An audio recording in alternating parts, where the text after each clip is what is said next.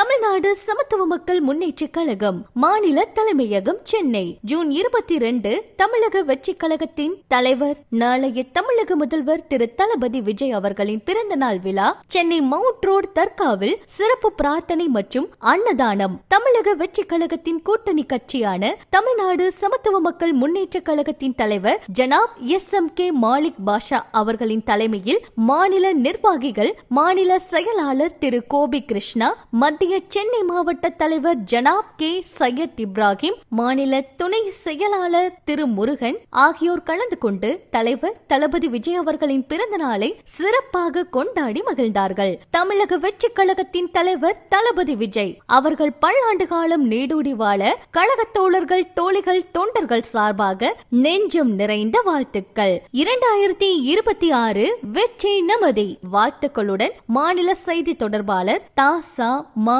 Moga S Mohammed Kasim BBA.